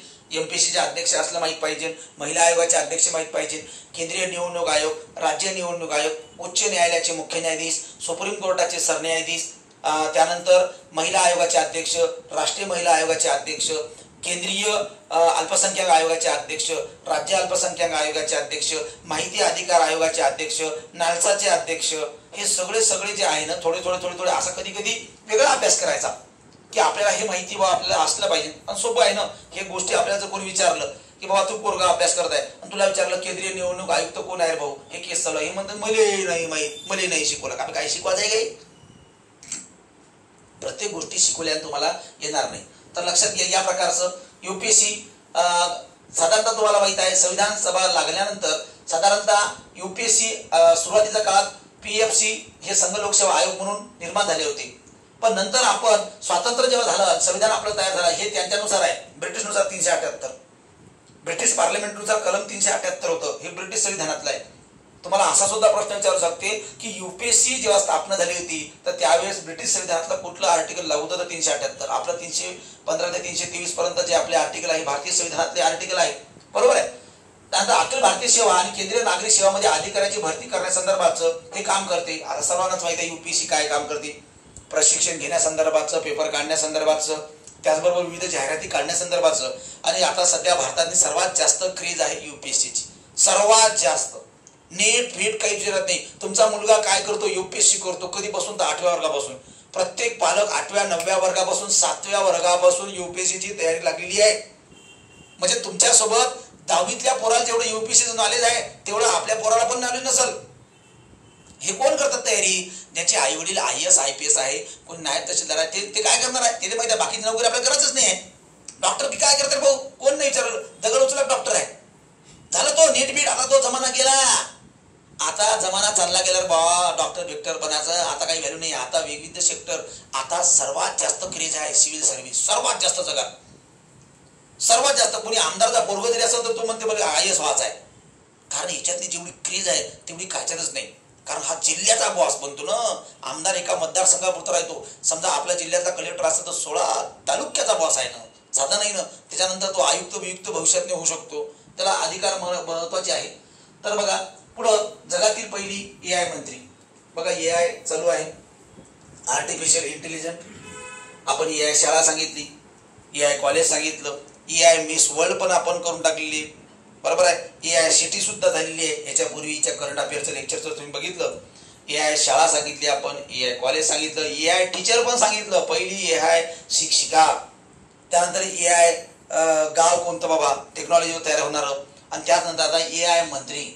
अल्बेनिया, लक्षात घ्या, अल्बेनिया हा जगातील पहिला देश आहे ज्याने DA कुठला DA नावाच्या पहिल्या AI मंत्र्याची नियुक्ती केलेली आहे. DA त्याचं नाव काय आहे? DA. कुठला राष्ट्र आहे? तुम्हाला फक्त हे काही नाव विचारणार नाही. तुम्हाला फक्त एवढं विचारू शकते जगातली AI मंत्री पहिली कोणत्या राष्ट्रात आहे? तर अल्बेनिया. आता तुम्ही विचार कसाल बा AI मंत्री काऊन ठेवली बा? कारण या देशातली काय मंत्री संख्या कमी आहे का बा? पण नाही, त्यानं करण्याचा प्रयत्न केला. लक्षात घ्या. तर DA पूर्णपणे कृत्रिम बुद्धिमत्तेवर चालते व ती मानवी नाहीये. कृत्रिम बुद्धिमत्ता आहे. 11 सप्टेंबर 2025 रोजी पंतप्रधान AD रामा यांनी सादर केले आहे. त्याचे मुख्य काम सरकारी खरेदीवर देखरेख ठेवणे आणि भ्रष्टाचार कमी करणे आहे. आणि हे कोणा? महिला आहे. मंत्री कोण आहे? महिला मंत्री. हे लक्षात घ्या. आता हे जर पाहिलं एखादा कार्यकर्ता मानाचा भाव महिला आहे भाऊ, पण ही कृत्रिम आहे. अशी कसं आहे? आर्टिफिशियल आहे, AI इंटेलिजन्स. लक्षात घ्या. पण हे का बरं केलंय? या राष्ट्रांनी महिलांना अशा प्रकारे का माहिती आहे का? महिलांनी सहभागी होणं, जसं की इस्लामिक राष्ट्रामध्ये महिलांना मतदानाचा तर काही देशातनी परवाना नाहीये. सोबत महिलांना पुरुषासोबत चालण्याचा अधिकार तर सोडून द्या. इस्लामिक राष्ट्रांमध्ये तुम्हाला माहित आहे स्त्रिया म्हणजे उपभोगाचं साधन आहे, बाकी दुसरं काहीच नाही, काहीच नाही. तुम्ही केरळ स्टोरी जर तुम्ही बघितलं असाल, सिरिया, लिबिया ह्या राष्ट्रामध्ये काहीच नाहीये. महिला दिसली एका माणसाने 10 महिला याचा फक्त अत्याचार करणं एवढंच काम आहे. महिलाला आणायचं, आपलं उपभोगाचं काम साधायचं, दुसरं काहीच नाहीये की महिलांना दाबून ठेचून त्याच्यावर अत्याचार अन्याय करायचं. जेवढे काही इस्लामिक राष्ट्रामध्ये आहे की त्यांनी आताही प्राचीन परंपरा प्रथा आजही तुम्हाला माहित आहे भारतासारख्या राष्ट्रामध्ये सुद्धा महिलांना अतिशय दुय्यम दर्जाची वागणूक आहे. घराच्या बाहेर पडता येणार नाही, त्यांना त्याचं सौंदर्य दाखवता येणार नाही, त्यांना त्याचं शरीर दाखवता येणार नाही, त्यांना मोकळेपणानं जीन्स पॅन्ट टी शर्ट घालून सुद्धा फिरता येणार नाही. म्हणजे एवढ्या प्रकारच्या अत्याचार. मुलगा सुद्धा बघता येणार नाही, मुलाचं घर बघता येणार नाही. ज्यांना आईवडिलांना ठरवलं त्या प्रकारचा आयुष्याचा जोडीदार तुम्ही ठरवून घ्यायचं. हे प्रथा परंपरा आजही इस्लामिक राष्ट्रामध्ये आहे. आणि म्हणून त्याच्यातला हे अल्बेनिया की या ठिकाणी महिला सहभागी होत नाही म्हणून या पंतप्रधानानं काय केलं, कृत्रिम महिला एक तयार केली आणि ही महिला मंत्रिमंडळातली सहभागी व्हावी. आज मला सांगा नाही, भारतासारख्या राष्ट्रामध्ये सुद्धा आज कितीतरी महिला मंत्री आहेत. फार कमी आहे, फार कमी आहे ना रे. म्हणून तर आता तुम्हाला माहित आहे स्थानिक स्वराज्य संस्थेमध्ये 50% आरक्षण महिलांसाठी आपण केलं. महाराष्ट्र हा पहिलं राज्य आहे. कारण आजही राजकारणातील महिलांचं, उद्योगपतीमध्ये महिलांचं प्राबल्य तेवढं नाही. नोकरीत निवडून राहिल्या महिला, पण राजकारणातली महिला कमी आहे. आणि त्याचबरोबर बिझनेसमध्ये सुद्धा महिला कमी आहे. मला सांगा बरं, यवतमाळमध्ये किती महिलांचं बिझनेस आहे बाबा? हॉटेल आहे, कॅन्टीन आहे, महिला रिक्षा चालू राहिल्या बाबा. कोण आहे? महिलाचं पांढऱ्यापुरीचं दुकान आहे बाबा? नाही आहे. हा, महिला काय काम करून राहिले? धुणं धुवाच, भांडे घासाच. टाईम पडलं तर भाज्याच्या दुकानावर महिला आहे, स्वतःच्या भाजीचा व्यवसाय यानं सुरू केलं. फळे विकायचे काम याचे सुरू आहे, बरोबर आहे ना. पण मोठ्या बिझनेसमध्ये महिलांचा आगीकूच चालू नाही. पण आज भारतासारख्या राष्ट्रात सुद्धा महिलांना समानतेची संधी दिली आहे.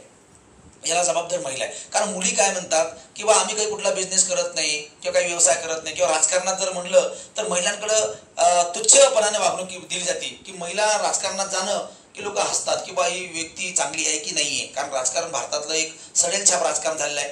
तुम्हाला अलीकडे विराट कोहलीनं एक स्टेटमेंट दिलंय की मी लंडनला राहायला चाललोय, कारण मला भारतीय राजकारणापासून आणि भारतीय प्रसार माध्यमापासून माझ्या मुलींना मला काय ठेवायचं आहे? अलिप्त ठेवायचं आहे. कारण मला राजकारणाचा बळी माझ्या मुलांना मुलींना पडू द्यायचं नाहीये. म्हणून मी माझ्या मुलांचं शिक्षण संगोपन चांगलं व्हावं म्हणून मी देश सोडून लंडनमध्ये शिफ्ट होतोय. म्हणजे नागरिकत्व त्यानं भारताचं सोडलं नाहीये, पण तिथं राहतोय त्यांच्या शिक्षणासाठी. आता ठीक आहे बा, हा मोठा माणूस आहे म्हणून तिथं चालला गेला, आपण कुठं जा? बरोबर आहे ना. आणि त्याने बनवलं मोठं कोण? तुम्ही RCBची मॅच पार गेले आणि जिंकू पैसे कमवत गेला. आणि आज हा माणूस आपला देश सोडून दुसऱ्या देशाच्या मास्तर लोकांले शाळा कॉलेजसाठी पैसे देऊ राहिला. हा राष्ट्रप्रेम काय? हा राष्ट्रप्रेम काय? असा किती जरी खेळाडू महान असेल ना, तिने राष्ट्राबद्दल आपण खेळून राहिलो, भारतीय टीम जिंकली पाहिजे, पेपरचा अभ्यास सोडून. अभि येले राष्ट्रप्रेम नाही, याच्या लेकरा बाळालाच यांचा प्रेम आहे. बरोबर आहे की? मला सांगा, राष्ट्र सोडून आपण जाऊ का? जाऊ का? अरे सांगा तुम्ही, राष्ट्र सोडून जायचं नाही कधीच. आपला देशाबद्दल ठीक आहे ना, तुमच्या बरोबर पैसा आहे म्हणून देशाच्या बाहेर आहे ना, राजकारण चालते, एवढं थोडी आहे. या राजकारणाच्या याच्यामुळेच तर देशामध्ये तुम्ही वरच्या पदावर गेलात. परंतु लोक म्हणतात राजकारण. काही लोक ते आपली तनुवेड्स म्हणून मधली ती खासदार कंगना राणावत, तिला मुंबई म्हणजे पाकव्याप्त काश्मीर वाटते, POK वाटते. आणि ते आपले खासदार आहे. आपल्या अशा गोष्टीला आपण समर्थन नाही केलं पाहिजे. ते भले कोणत्या पक्षाची राहो, आहे की चुकीला चूक आणि योग्यला योग्यच म्हटलं पाहिजे. विराट कोहलीचं मी फॅन आहो, पण अशा गोष्टी चुकी त्याची आहे ते चुकी. कारण राष्ट्रप्रथम, माझ्यासाठी माझा राष्ट्रप्रथम आहे, व्यक्ती नाही. कोणता धर्म प्रथम नाहीये, तर मला फक्त राष्ट्रप्रथम आहे. कारण राष्ट्राच्या संदर्भात आपण बोलण्यात आणि वागण्याचं चुकीचं जर राहिलो समजा तर याला अर्थ राहणार नाही. तर लक्षात घ्या, जगातील पहिली AI मंत्री अल्बेनिया आणि तिचं नाव काय? डिएला. काय? डिएला.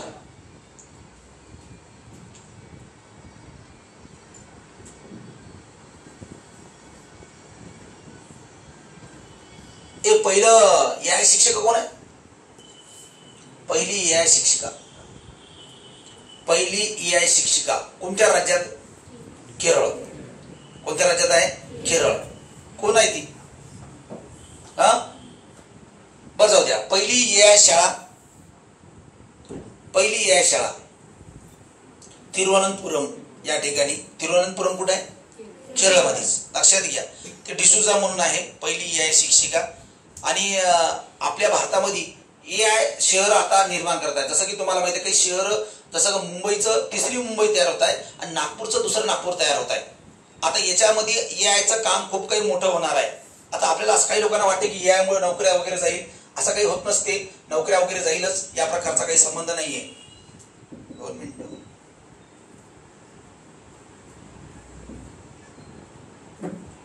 आर्टिफिशियल इंटेलिजंट AI ही प्रणाली कोण विकसित केली? सर्वप्रथम AI संकल्पना सर्वप्रथम कोणत्या देशाने आणलेली आहे? भारतातनी आता AI अमेरिकेनं भारताच्या पहिलेच साधारणतः 40 ते 50 वर्ष झालं अमेरिकेत AI चालू आहे. आता आपण आणलं. आता आपण का आणत नव्हतो? कारण भारताच्या नोकऱ्यावर परिणाम पडेल. भारतामध्ये ऑलरेडी मनुष्यबळ आहे आणि जर आपण AI जर आणलं तर या प्रकारचं काय होईल?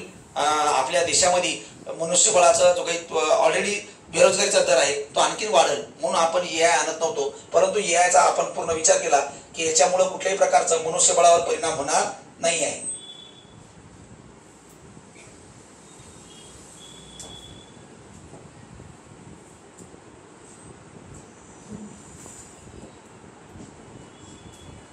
बघा, NCRB अहवाल. NCRB अहवाल हा एक लक्षाच्या करप्शन संदर्भाचा आहे की राष्ट्रातला भ्रष्टाचार अहवाल 2023 मध्ये महाराष्ट्र भ्रष्टाचार देशात अव्वल ठरलाय. नंबर 1 ला भ्रष्टाचारात महाराष्ट्र नंबर 1 ला आहे. लक्षात घ्या की नॅशनल क्राईम रेकॉर्ड ब्युरो आहे. महाराष्ट्र प्रथम आहे. भ्रष्टाचार प्रतिबंधक कायद्याअंतर्गत साधारणतः 763 प्रकरणं आहेत भ्रष्टाचाराची. आता हे प्रकरण कोण आणलेले आहे? ईडी. बरोबर आहे. पण हे सर्वात जास्त भ्रष्टाचारी लोक आज कोणत्या पक्षात गेलेले आहे? भाजप. सर्वात जास्त. हे कोणी जर कोणी मान्यता करत असेल ना, ठीक आहे, नरेंद्र मोदींना समजा या पक्षात काय घ्यायला पाहिजे होतं? या लोकांना डायरेक्ट जेलमध्ये टाकायला पाहिजे होतं. माहिती आहे का? भाजपची प्रतिमा आणखी वाढली असती. बरं, ऑलरेडी भाजपची प्रतिमा चांगली होती, पण हे जे काही भ्रष्टाचारी लोक आहेत यांना आपल्या पक्षात घेण्यात काही गरज नव्हतं. डायरेक्ट याच्यावरची कारवाई होती ना. एकनाथ शिंदे हा काऊन चालला गेला? खूप मोठा घोटाळा आहे. समृद्धी महामार्गामध्ये एवढा मोठा घोटाळा केला एकनाथ शिंदेनं, भयानक. अजित पवार काय केलाय? घोळ केलाय. घोटाळा आहे, जेलमध्ये आठवतून चालला गेला तिकडं. ह्या लोकांनी काही घेणे नाही आपल्याबद्दल. आपल्या यवतमाळचे बघा जे राजकारण लोक हे काऊन चालले गेले तिकडं, कारण हे माहित होतं हे आठवत होती यांना. तर या प्रकारचे तर महाराष्ट्र प्रथमवर आहे आणि देशातील एकूण भ्रष्टाचाराच्या प्रकरणापैकी अर्ध्याहून अधिक प्रकरणं महाराष्ट्रात आहे. बघा, 28 प्रकरणं आहेत पुणे शहरामध्ये. शहर बघा सर्वात आघाडीवर कोण आहे? पुणे. सर्वात जास्त भ्रष्टाचार कुठे आहे? पुणे. कारण सर्वात जास्त हुशार लोक आहे. सर्वात जास्त हुशार लोक आहे की भ्रष्टाचार कसा लपून ठेवायचा. लक्षात, सर्वसामान्य लोकांना भ्रष्टाचार करता येत नाही रे. सर्वसामान्य करता येत नाही. ऐशाने कोण पाहिजे? हुशार. आणि तुम्हाला माहिती आहे सर्वात जास्त भ्रष्टाचार कोण करताय? महिला. पुरुषांपेक्षा सर्वात जास्त भ्रष्टाचारी कोण आहे? महिला आहे सध्या शासनाच्या प्रशासनातली. कारण याच्याकडे आपण विचारच नाही करत. अरे मला सांगा ना रे, साधा बघा तुम्ही, मुली लायसन नसताना सुद्धा ट्रॅफिक वाले धरत नाही. मुली लहानसं तोंड करते, जाऊया सर प्लीज, सोडून दिलं सम्यक मान करणं दिले. हा, आणि आमचा आला राहुल गाडी घेऊन, गाडी काढा, साईडनं ठेवा गाडी तुम्ही. तोच कार्यकर्ता. महिलांना काय जाऊ द्या म्हणते. असं कसं आहे ना. तर हे दुसरी गोष्ट मला सांगा, महिला जे काही करप्शन करते लोक दिसून सुद्धा पडत नाही की महिलांचं करप्शन काय चालू आहे. मोठ्या प्रकाराचं भारतात महिला कर्मचारी हे करप्शन मध्ये आघाडी आहे. महाराष्ट्रामध्ये 763 आहे, उत्तर प्रदेश आहे, हरियाणा आहे. हे 3 राज्य आहे की अग्रेसर आहे. आणि हा या प्रकारचा क्राईम रेकॉर्ड आहे आणि याच्या अंतर्गत करप्शन रेकॉर्ड आहे. आणि हे साधारणतः आपल्या देशामध्ये 2023 आहे. 23 आता आपल्याजवळ रेकॉर्ड आपल्याला, कारण भारतीय व्यवस्था तशी आहे की कोणतेही प्रकरण 1-1, 2-2 वर्ष लागते तरी अभ्यास करायला नंतर इकडे येते, आहे की नाही. अरे कोर्टाचा निर्णय लवकर होत नाही ना. मला सांगा ना, त्या शिवसेनेचा पक्षाचा निर्णय, ती केस 2019-20 पासून केस चालू आहे. 20 पासून केस आहे, 25 वर्ष झाले. म्हणते वाटते उद्या एकनाथ शिंदे मरून जाईल आणि ते उद्धव ठाकरे मरून जाईल, नंतर पक्ष कोणाचा आहे. अरे काय रे अर्थ आहे? काय अर्थ आहे रे सांगा ना. या न्यायपालिका आपण म्हणतो सर्वोच्च न्यायपालिका, पण एवढा थंडगार पाहिजे का? मग म्हणून तर म्हणतात ना लोक, थंडगार कायदे गारगार हवा भारतीय संविधानाच्या. महाराष्ट्र आपण सांगा कलम 32 तुम्हाला आहे, तुमच्यावर अन्याय होऊ राहिला. अरे न्याय केव्हा भेटेल? ठीक आहे रे बा, भारतीय संविधानात कलम 32 आहे, तुम्ही गेले कोर्टात. आजचं प्रकरण तुम्हाला म्हातार होईपर्यंत न्याय भेटत असेल तर काय अर्थ आहे? फसवणूक समजा एखाद्या पोरीची तरुणपणात झाली, 20 वर्षाची पोरगी आहे, त्याला फसवणूक झाली की बा मला काहीतरी माझा अन्याय माझ्यावर झालाय, आणि तिला निर्णय लागला 50व्या वर्षात, आणि आता तू दुसरं लग्न करायला तुला आम्ही शासनाने काय दिली आहे, परवानगी दिली आहे. आता म्हाताऱ्या बुढीनं 50 वर्षात दोन लग्न करावं. अबे निर्णय कोणते? निर्णय तुम्ही सरकारचं मला खरंच नाही, न्यायपालिका एकदम फास्ट करायला पाहिजे, निर्णय घ्यायला पाहिजे. मग तुम्ही भरा ना, कर्मचारी भरा. लई आहे ना, लॉ कॉलेज एवढे आहे, पैसा भारतात प्रचंड आहे, कर्मचारी भरा ना, प्रत्येक ठिकाणी भरा. एवढे खटले आहे ना, आज ऑनलाईन सुद्धा काम चालते हो.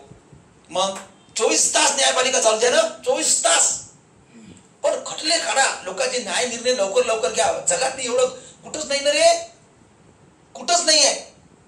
भारतात नाही जेवढं टाइम लागते ना तेवढं न्यायपालिकेत नाही, कुठंच नाही. बाकीचे बस पहिल्या तारखात समजा आता आला सनवेची केस आहे, असाच आहे बा, प्रकरण काय बा, माझी गाडी चोरी गेली, येले पहिले तर बस याचिका दाखल करा. तिले 2-2, 3-3 वर्ष जाते, शेवटी तो सोडून देते. कारण माहिती आहे का, गाडी असते 20,000ची, वकिलाची फी होऊन जाते 25,000. गाडी 20,000ची, वकिलाची फी झाली 25,000, आणि वर्ष गेले 3 वर्ष हेलपाटी मारत. काय अर्थ आहे या गोष्टी? पण गाडीच्या प्रकरणात एका दिवसात सोडून टाका. काय गरज आहे? समजा नवरा बायकोचा प्रश्न आहे, गेले काय प्रकरण आहे, ए बाई तुला अंदाज आहे का?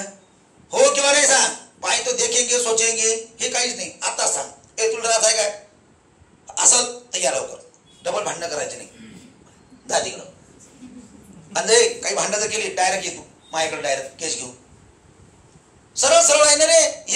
हे तो वकील कोण नाही आला, काय पाहिजे वकील? मी हाव नाही, तर मी जे धाव ना तिला विचारते तो वकील कुठे गेला. वकील फिकीर काय, तू दोघाले बोलो, तोही बोलते.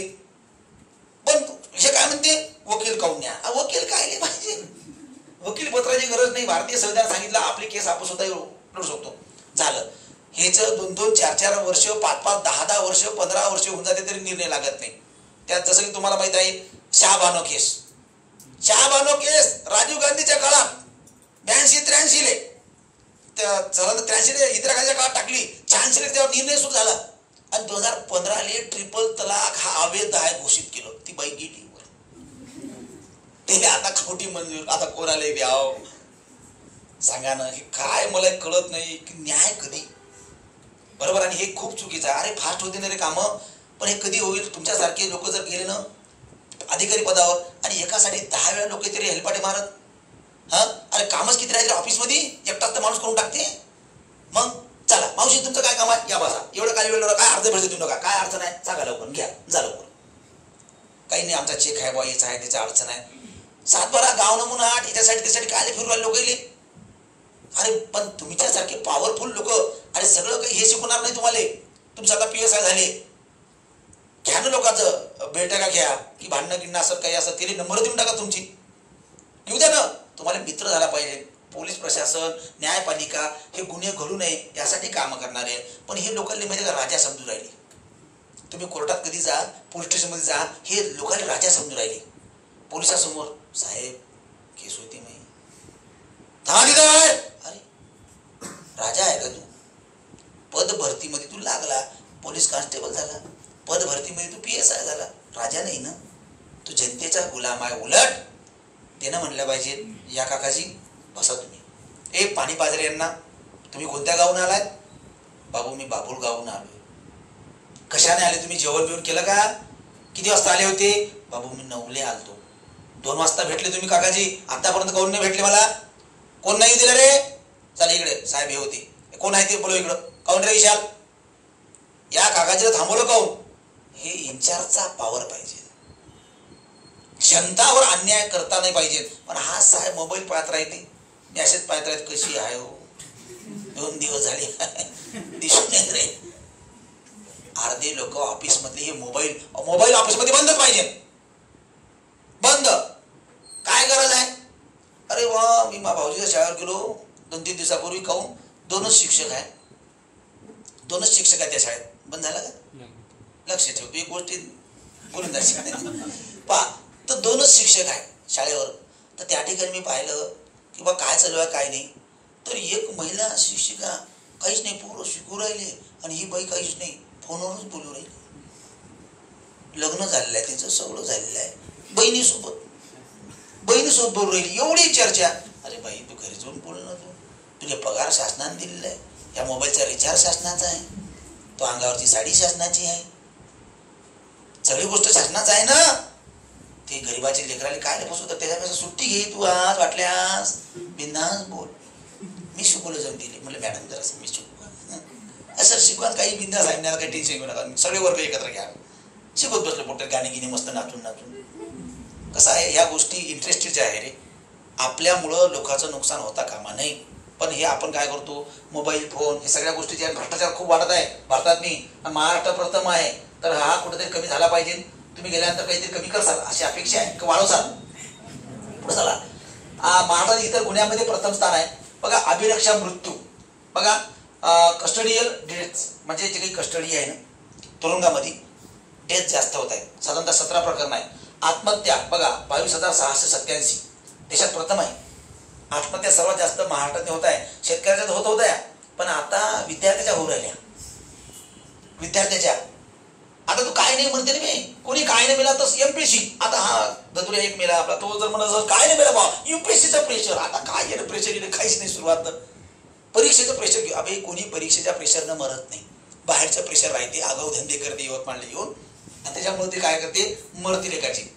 तर हे काहीच नाही. कोणी आत्महत्या, शेतकरी सुद्धा जो काही कणखर आहे तो शेतीच्या कर्जामुळे मरत नाही. जो स्वाभिमान शेतकरी आहे ना तो मरत नाही. हे लोक कशाने बी नाव टाकून देत, पण नंबर 1 ला चाललाय. त्यानंतर बघा कॉपीराईटचे उल्लंघन या गुन्ह्यामध्ये महाराष्ट्र पहिला आहे. कॉपीराईट म्हणजे आता समजा आपलं लेक्चर आहे, हे लेक्चरची सगळी कॉपी मारणं कोणतरी, हा कॉपीराईट आहे. काय आहे कॉपीराईट? एखादं पुस्तक आहे, ते पुस्तक काय करणं छापणे. समजा एखादा कोळंबे सरांचं पुस्तक असेल पॉलिटीचं, तसं पुस्तक तुम्ही आणणं आणि त्याच्या प्रकारचं काय करणं, सगळं सगळं सगळं कॉपीराईट मारून टाकणं, आपलं नाव छापून द्यायचं. नयन काळे लेखक कोण आहे, नयन काळे, सगळं ते छापून टाक. ते 350 पुस्तक असेल, हे 150 विकल आणि फुकट विकल नाही, पण लेखक तर झाला. कारण याचे नाव पुढे काय लावायचं होते लेखक. काय भाऊ नयन काळे तर लेखक आहे माझ्या पोरग भाऊ. तर लक्षात घ्या हा कॉपीराईट आहे. एखाद्याचा जे काही आपण राईट आहे याचं उल्लंघन लोक मारतात, तर हे गुन्हा आहे. तर या प्रकारच्या गुन्ह्यामध्ये नंबर 1 ला महाराष्ट्र जात आहे. पुढे चला, एनसीआरबी जो काही अहवाल आहे याची स्थापना 1986 ला झाली आहे. गृह मंत्रालय आणि भारत सरकार यांच्या अंतर्गत कार्य करते. हे एनसीआरबी जे काही बोर्ड आहे हे काम करणारं मंत्रालय आहे. गृह मंत्रालय आणि भारत सरकार हे संपूर्ण क्राईम वगैरे हे शोधत असते आणि याची संपूर्ण माहिती काढते. याचं मुख्यालय नवी दिल्लीला आहे, बस बाकी काहीच नाही. पुढे चला, आर्थिक स्वातंत्र्य निर्देशांक 2025 बघा. आर्थिक स्वातंत्र्य निर्देशांक 2025 ला बघा, जे काही आपल्याला आर्थिक स्वातंत्र्य निर्देशांक आहे की स्वातंत्र्य की आपल्याला कोणताही बिझनेस करायचा आहे, काही गोष्टी करायच्या आहे, तर यासाठी बघा हेरिटेज फाउंडेशन द्वारे हा प्रकाशित होतो. आर्थिक स्वातंत्र्य निर्देशांक हेरिटेज फाउंडेशन बघा. जागतिक क्रमांक बघा, वर्ल्ड रँक 128 मध्ये आहे. 184 देशांपैकी भारताचा क्रमांक 128 आहे.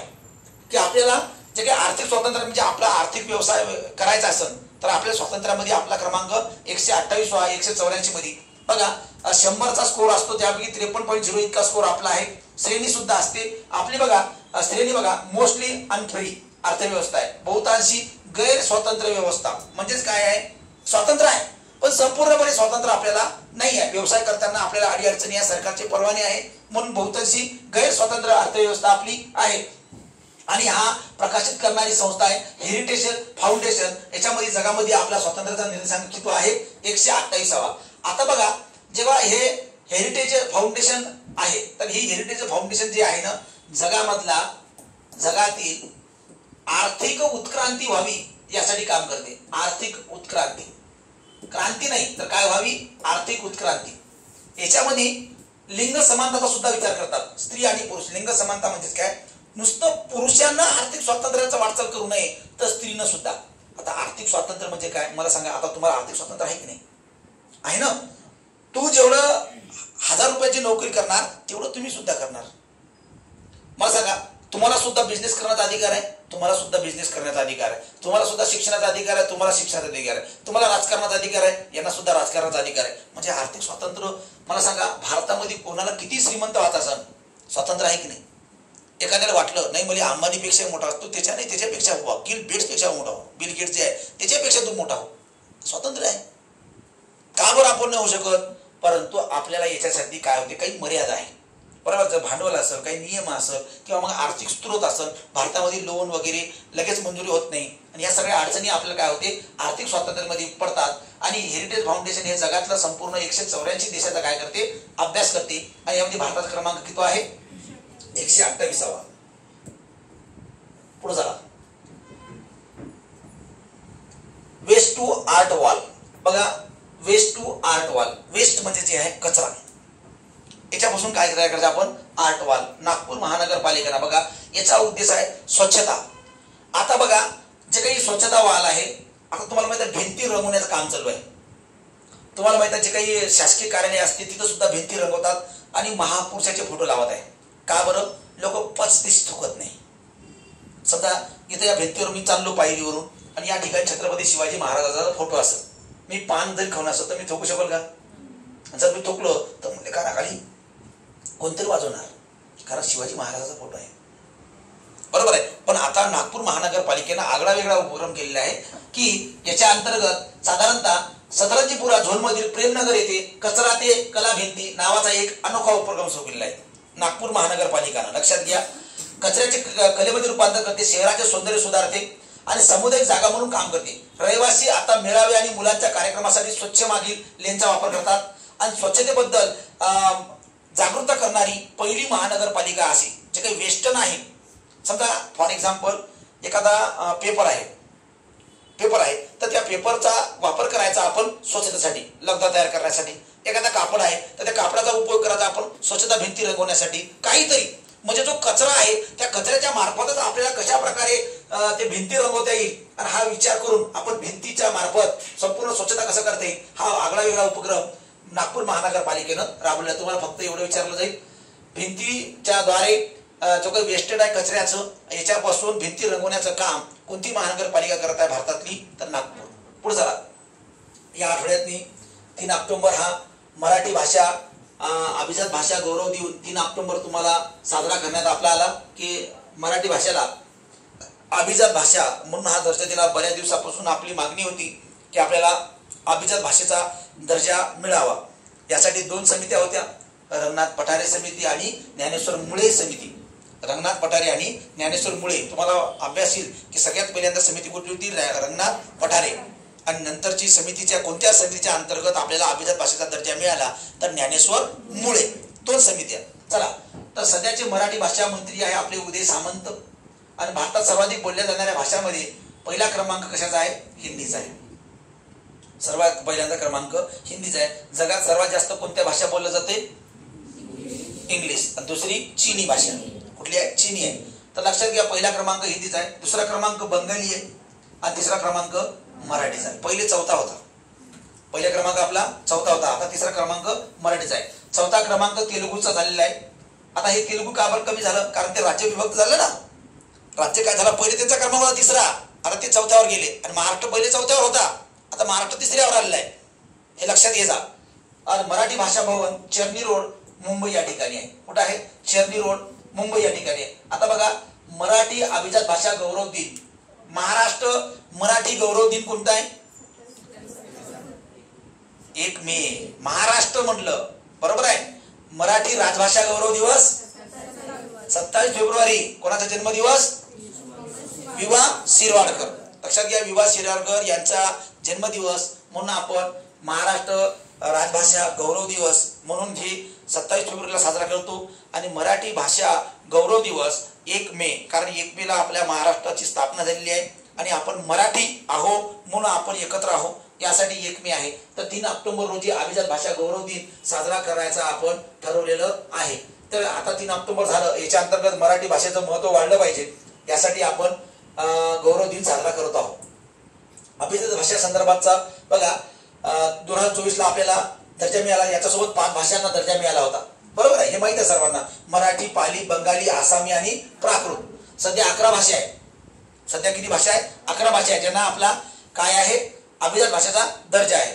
हे कुसुमाग्रज यांचं टोपण नाव आहे, विवा शिरवाडकर यांचं, आणि याचा जन्मदिवस हा गौरव दिन म्हणून आपण काय करतो, साजरा करतो. तर एक लक्षात घ्यायचं, 3 ऑक्टोबरला 5 भाषांना अभिजात भाषेचा दर्जा मिळाला आणि आज एकूण 11 भाषा आहे की ज्यांना अभिजात भाषेचा दर्जा आहे, बरोबर. अभिजात भाषेचा काय होतो, त्यामुळे तुम्हाला साहित्याला महत्व प्राप्त होते, केंद्र सरकार राज्य सरकारकडून अनुदान मिळते आणि तुमची भाषा ही स्वतंत्र आहे, याचे काय होते, महत्व अधोरेखित होते. पुढे चला, जागतिक प्राणी दिन 4 ऑक्टोबर हा रोजी जागतिक प्राणी दिन आपण साजरा करतोय. 4 ऑक्टोबर जागतिक वर्ल्ड. आता याच्या अंतर्गत काय आहे, 1925ला याची सुरुवात झाली आहे. बघा, हेनरिक झियरमन यांनी ह्या प्राण्याचं संगोपन करायचं यासाठी यांनी संकल्पना मांडली. त्यानंतर 1931 मध्ये इटलीतील फ्लॉरेन्स शहरात झालेल्या पर्यावरण परिषदेत 4 ऑक्टोबर हा दिवस जागतिक प्राणी दिन म्हणून साजरा करण्याचा निर्णय घेण्यात आला होता. बघा, संकल्पना हेनरी झिमरान यांनी मांडली होती. आणि इटलीमध्ये जे काही परिषद झाली ती 1931 ला, तेव्हा ठरवलं की 4 ऑक्टोबर हा जागतिक प्राणी दिवस साजरा करायचा. आता जागतिक प्राणी दिवस साजरा केल्यामुळे काय फायदा होणार आहे? प्राण्यांचं संगोपन आणि संवर्धन. तुम्हाला माहिती आहे, अलीकडे एका राज्यामध्ये की मोठ्या प्रकारचे जंगल आपण नाहीसं करण्याचा प्रयत्न केला. तो राज्य म्हणजे तेलंगणा, बरोबर आहे.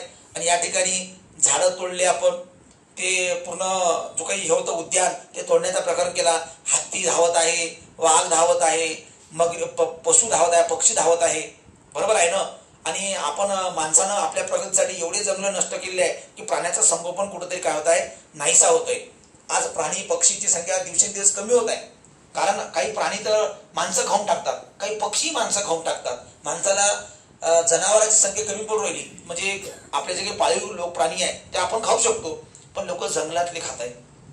जंगलातला डुक्कर असेल, जंगलातला हरिण असेल, लांडोर असेल, जंगलातला मोर असेल, जंगलातला बाटरू असेल, जंगलातला ससा असेल, जंगलातला कासव असेल, जंगलातला खेकडा असेल, बरोबर आहे ना. सगळं खात आहे. जर आपल्या याच्याजवळ ठीक आहे ना, कोंबडा, कोंबडी, त्याचबरोबर शेळी, बकरा, ह्या गोष्टी ठीक आहे तुमचं, परंतु तुम्ही तिथपर्यंत आपले हात गेलेले आहे लोकांची की आपण एके दिवस संपूर्ण आपण काय करत आहोत? नाहीसं करत आहोत. तर अशा प्रकारचं सजीव सृष्टी आपण नाहीसे होऊ नये म्हणून जागतिक प्राणी संवर्धन दिवस जगामध्ये प्राण्याच्या संदर्भातच आपण 4 ऑक्टोबर हा साजरा करण्याचा निर्णय घेण्यात आलेला आहे. 1931 ला बॅलन डी ऑर पुरस्कार हा सर्वात मोठा पुरस्कार आहे, सर्वोच्च. कशातला रे? फुटबॉल. तुम्हाला माहित आहे, फुटबॉलमध्ये लिओनल मेस्सी आणि रोनाल्डो हे फुटबॉलमधले दिग्गज लोक आहेत. लिओनल मेस्सी आणि रोनाल्डो याचे फॅन क्लब आहे. आपल्या इकडं फुटबॉलचं काही नाही. आपली टीमही काहीच नाही आहे फुटबॉलमध्ये. बायजिंग भुतियापर्यंत तेवढी फिक्स आहे. पश्चिम बंगालचा बायजिंग भुतिया चांगला खेळाडू होता आपला, त्याने सुद्धा अलीकडे रिटायरमेंट घेतलाय. आपली मला सांगा, आजही आपला एवढा मोठा राष्ट्र आहे तरी फुटबॉलमध्ये आपली टीम नंबर 1 नाही आहे. आज गावागावात जाऊन पोट्टे 3 दंडे घेऊन मुंगरी घेऊन खेळून राहिली, पण फुटबॉल नाही. कारण फुटबॉल सारख्या याच्यातनी आपण आजही पुढे नाही आहोत. पण फुटबॉलमध्ये कोणते राष्ट्र, श्रीमंत राष्ट्र सगळे फुटबॉल खेळून राहिले. अमेरिका सारखे जे टीम क्रिकेटमध्ये नाही आहे, पण फुटबॉलमध्ये सगळ्या जे टीम आहे, जे क्लब आहे, यांचे क्लब तयार होतात, त्याच्यामार्फत फुटबॉल लोक खेळतात. आणि या फुटबॉलमधला सर्वोच्च पुरस्कार आहे 69वा बॅलन डी ऑर पुरस्कार समारंभ साजरा करण्यात आला. आणि बघा, समारंभात उस्मान डेम्बले, लक्षात घ्या, उस्मान डेम्बले आणि एटाना बोनमाटी हे अव्वल विजेते ठरले. लक्षात घ्या, महिला आणि पुरुष, एटाना बोनमाटी आणि उस्माना डेम्बले, पुरुष आणि महिला या दोघांना बॅलन डी ऑर पुरस्कार मिळालेला आहे. तर बघा, 69वा 22 सप्टेंबर 2025 ला थिएटर डू शॅटलेट पॅरिस फ्रान्स मध्ये हा सत्कार समारंभ झाला. फ्रान्समध्ये बॅलन डी ऑर पुरस्कार 69वा जाहीर झाला. आणि हा फुटबॉल जगातील सर्वात प्रतिष्ठित पुरस्कार आहे. कुठला? बॅलन डी ऑर पुरस्कार. बघा, पुरुष विजेता उस्माना डेम्बले, लक्षात घ्या, उस्माने डेम्बले याला भेटलेला आहे. आणि हा सर्वात चांगली कामगिरी केली आहे 2024-25 मध्ये. 2024-25 मध्ये साधारणतः विविध स्पर्धांमध्ये यानं 35 गोल केलेले आहे, 35. आणि 14 काय केलंय? असिस्ट केलेलं आहे. म्हणजेच काय, गोल आपला लात मारून जे काही आहे दुसरा माणूस गोल करणार आहे त्याला काय केलेलं आहे? सहकार्य केलेलं आहे. तर लक्षात घ्या, असिस्ट केलेलं आहे. तर साधारणतः 35 स्वतः केलेलं आहे विविध स्पर्धांमध्ये, म्हणून याला बॅलन डी ऑर पुरस्कार भेटलाय. त्यानंतर जगातल्या विविध लीग मध्ये सुद्धा यांनी काय घेतले? पुरस्कार प्राप्त केलेले आहे. म्हणजे PSG लीग, ला लिगा लीग, त्यानंतर फ्रेंच कप, सर्वात महत्वाचं म्हणजे पहिल्यांदाच UAE चॅम्पियनशिप लीग जिथे पण जिंकण्यास सुद्धा त्यांनी काय केली आहे? मदत केली आहे. UAE जी काही युरोपियन कंट्रीमध्ये स्पर्धा होती, आपल्याला याच्यातले नावही बऱ्याचशा मुलांना माहित नाही की आपण फुटबॉलचं एवढं प्रेमी नाही आहोत. हा पुरस्कार जिंकणारे हे 6वे फ्रेंच खेळाडू आहे. बॅलन डी ऑर पुरस्कार जिंकणारे 6वे फ्रेंच खेळाडू म्हणजे हा उस्मान डेम्बले कुठचे आहे? फ्रेंच, बरोबर. 6वे खेळाडू आहे फ्रेंच ज्यांनी बॅलन डी ऑर पुरस्कार प्राप्त केलेला आहे. महिला एटेना बोनसार, लक्षात घ्या, बोनमाटी, लक्षात घ्या, बोनमाटी आहे. एटेना बोनमाटी महिला बॅलन डी ऑर पुरस्कार मिळवणारी पहिली महिला आहे. सलग 3ऱ्या वर्षी हा पुरस्कार जिंकणारी ती पहिलीच खेळाडू आहे. लक्षात घ्या, बोनमाटी नावाची जी महिला आहे सलग 3ऱ्यांदा. बघा, हा जर प्रश्न आनंद आपल्याला येत नाही, बॅलन डी ऑर पुरस्कार कुणाला भेटला भाऊ? Lionel Messi. हे आपण पाहिलं तर आपण लिओनेल मेस्सी टोकून देऊ शकतो. त्यानंतर बघा, सलग 3ऱ्यांदा पुरस्कार त्यांना भेटला. जन्म 18 जानेवारी 1998 ला आहे. फुटबॉल प्रवासाची सुरुवात प्रसिद्ध FC बार्सिलोना, बघा बार्सिलोना महत्वाचा क्लब आहे, लक्षात घ्या. या अकादमीला त्यानं इथून सुरुवात केली आहे. साधारणतः 2002 मध्ये अधिकृतपणे त्याने महिला विभाग सुद्धा या बार्सिलोनानं सुरू केलं आणि याच्यामध्ये सहभाग घेणारी पहिली खेळाडू आहे आणि सतत 3 वर्षापासून त्याला पुरस्कार मिळालाय. 2025च्या बॅलन डी'ओर विजेत्याची यादी बघा, बॅलन डी'ओर पुरस्कार आहे 2025चा. पुरुष बॅलन डी'ओर उस्मान डेम्बेले, बघा उस्मान डेम्बेले, बघा याला काय काय भेटलंय, कशा प्रकारचं त्याला भेटलंय ट्रॉफी. महिला बॅलन डी'ओर एटेना बोनमाटी. पुरुष कोपा ट्रॉफी, ते कोपा ट्रॉफी असते, कोपा लीग असते महत्वाची, जसं आपलं IPL असते त्या प्रकारचं. तर लॅमिनी यामल, लक्षात घ्या. पुरुष club of the year PSG, जे काही क्लब आहे ना तो फुटबॉलचा PSG क्लब आहे, त्यांना पुरुष क्लब ऑफ द इयर म्हणून पुरस्कार भेटलेला आहे. कोणता क्लब आहे? त्यानंतर बघा पुरुष Johan Cruyff trophy Luis Anrich.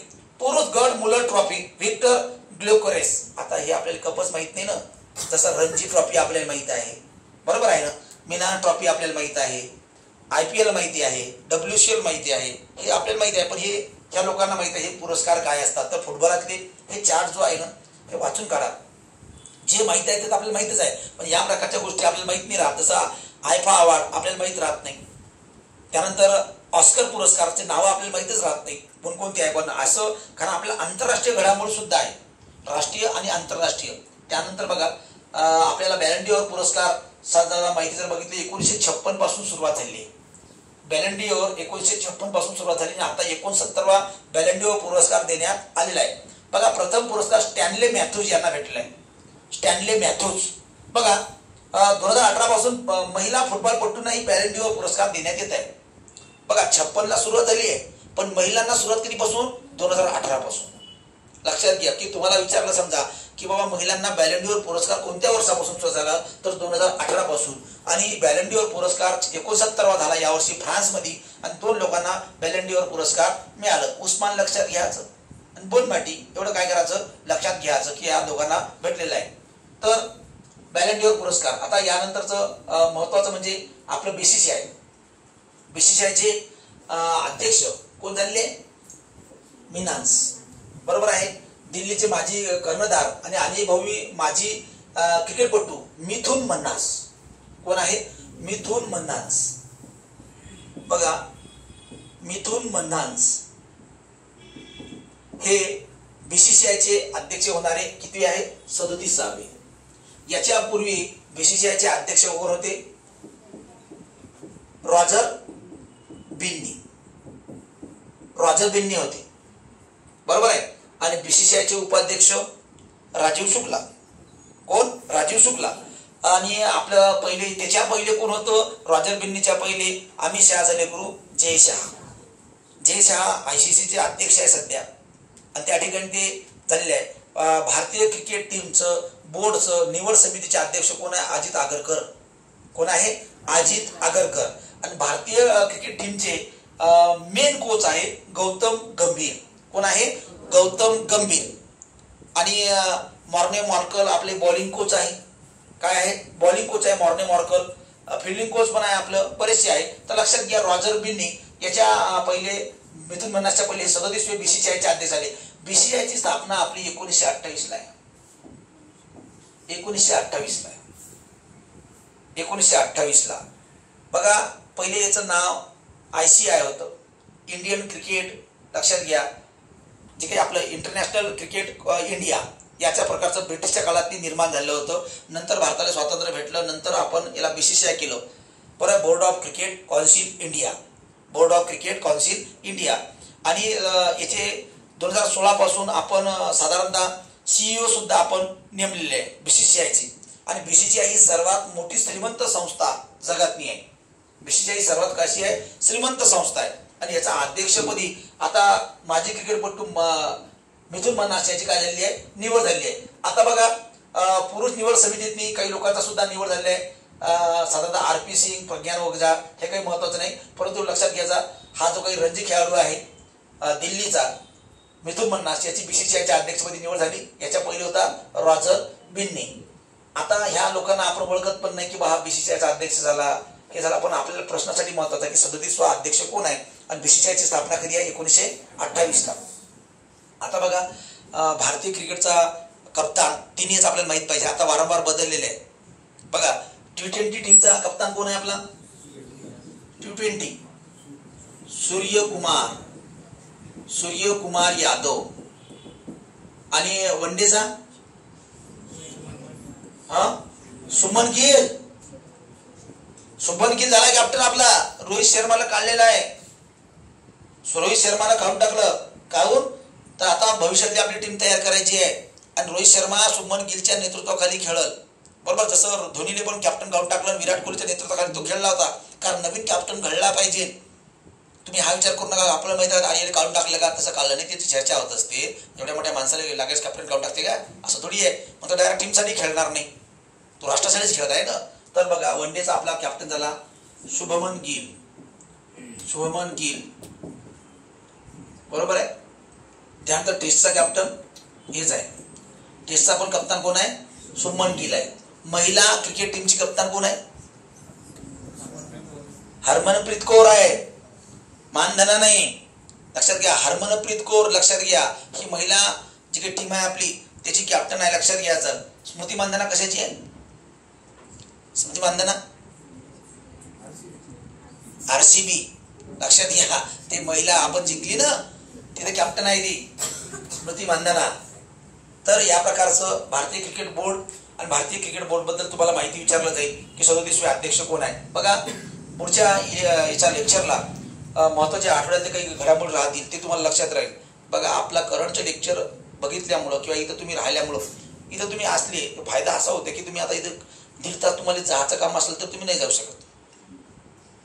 प्रेमानं म्हणा किंवा जबरदस्तीत म्हणा, आपण ते ऐकावंच लागते आहे ना. आणि ऐकलं असतं आपण किती जरी ऐकायचं नाही म्हणलं करणार ते जातेच ना.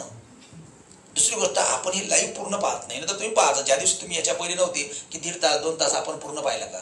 नाही पाहिलं.